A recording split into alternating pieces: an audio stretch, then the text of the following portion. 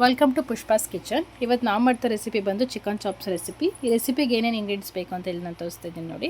So ಇಷ್ಟು ಇಂಗ್ರೀಡಿಯೆಂಟ್ಸ್ನ ನೀವು ಸ್ವಲ್ಪ ಆಯಿಲ್ನಲ್ಲಿ ಚೆನ್ನಾಗಿ ಫ್ರೈ ಮಾಡಿಕೊಂಡು ಪೇಸ್ಟ್ ಮಾಡ್ಕೋಬೇಕಾಗತ್ತೆ. ಸೊ ಇಲ್ಲಿ ನಾನು ಈರುಳ್ಳಿ, ಬೆಳ್ಳುಳ್ಳಿ, ಶುಂಠಿ, ಹಸಿಮೆಣಸಿನ್ಕಾಯಿ, ಕಾಳುಮೆಣಸು ಮತ್ತು ಸ್ವಲ್ಪ ಚಕ್ಕೆ, ಲವಂಗ, ಏಲಕ್ಕಿ ಕಾಯಿ ಹಾಕಿದ್ದೀನಿ. ಇಷ್ಟನ್ನು ಸಹ ನಾನು ಸ್ವಲ್ಪ ಆಯಿಲ್ನಲ್ಲಿ ಫ್ರೈ ಮಾಡ್ಕೊತಾ ಇದ್ದೀನಿ. ನಿಮಗೆ ಹಸಿಮೆಣಸಿನ್ಕಾಯಿ ಎಷ್ಟು ಖಾರಕ್ಕೆ ಬೇಕೋ ಅಷ್ಟು ನೀವು ಆ್ಯಡ್ ಮಾಡ್ಕೊಳ್ಳಿ. ಇದೆಲ್ಲ ಹಾಕಿದ್ಮೇಲೆ ಒಂದು ಇಡೀ ಕೊತ್ತಂಬರಿ ಸೊಪ್ಪು, ಒಂದು ಇಡೀ ಪುದೀನ ಸೊಪ್ಪನ್ನ ನಾನು ಆ್ಯಡ್ ಮಾಡಿದ್ದೀನಿ. ಸ್ವಲ್ಪ ಕಾಯಿ ಹಾಕಿದ್ದೀನಿ. ಇದಿಷ್ಟು ಚೆನ್ನಾಗಿ ಹಸಿ ವಾಸನೆ ಹೋಗೋವರೆಗೂ ಫ್ರೈ ಮಾಡಿಕೊಂಡು ಒಂದು ನಿಮಗೆ ಫೈನ್ ಪೇಸ್ಟ್ ಮಾಡಿ ಇಟ್ಕೊಳ್ಳಿ ಸಪ್ರೇಟು.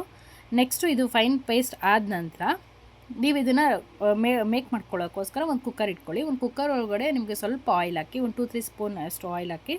ನೆಕ್ಸ್ಟು ಆಯಿಲ್ ಕಾದ ನಂತರ ಸ್ವಲ್ಪ ಈರುಳ್ಳಿ ಹಾಕ್ಕೊಳ್ಳಿ. ಅಂದರೆ ನಾನಿಲ್ಲಿ ಒಂದು ಈರುಳ್ಳಿ ಹಾಕ್ಕೊಂಡಿದ್ದೀನಿ. ಒಂದು ಈರುಳ್ಳಿನ ಚೆನ್ನಾಗಿ ಆಯಿಲಲ್ಲಿ ಚೆನ್ನಾಗಿ ಫ್ರೈ ಮಾಡ್ಕೊಂಡ ನಂತರ ನಾನು ಚಿಕನ್ನ ತೊಳೆದಿಟ್ಟಿದ್ದೀನಿ. ಅಂದರೆ ಅರಿಶಿನ ಪುಡಿ ಹಾಕಿ ನಾನು ಚಿಕನ್ನ ಆಲ್ರೆಡಿ ತೊಳೆದಿಟ್ಟಿದ್ದೀನಿ. ಸೊ ಆ ಚಿಕನ್ನ ನಾನು ಈ ಈರುಳ್ಳಿ ಒಳಗಡೆ ಆ್ಯಡ್ ಮಾಡ್ತೀನಿ. ಸೊ ಇದು ಆ್ಯಡ್ ಮಾಡಾದಮೇಲೆ ನಿಮಗೆ ರುಚಿಗೆ ತಕ್ಕಷ್ಟು ಎಷ್ಟು ಉಪ್ಪು ಬೇಕಾಗುತ್ತೋ ಅಷ್ಟು ಕಲ್ಲುಪ್ಪನ್ನ ನಾನು ಆ್ಯಡ್ ಮಾಡೋದು. ಸೊ ಕಲ್ಲುಪ್ಪನ್ನ ನಾನು ಆ್ಯಡ್ ಮಾಡಿದ್ದೀನಿ.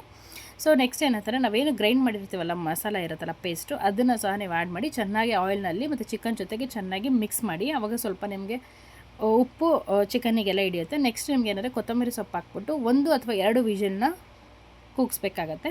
ನೆಕ್ಸ್ಟ್ ಇದಾದಮೇಲೆ ನೋಡಿ, ಗ್ರೇವಿ ಈ ಥರ ಕನ್ಸಿಸ್ಟೆಂಟಿ ರೆಡಿಯಾಗಿದೆ. ನಿಮಗೆ ವಾಟರ್ ಬೇಕಂದರೆ ವಾಟರ್ ಇಟ್ಕೊಳ್ಳಿ, ಇಲ್ಲ ಅಂತಂದರೆ ಸ್ವಲ್ಪ ಕುದಿಸಿದ್ರೆ ಸ್ವಲ್ಪ ನಿಮಗೆ ಗಟ್ಟಿ ಥಿಕ್ನೆಸ್ ಬರುತ್ತೆ.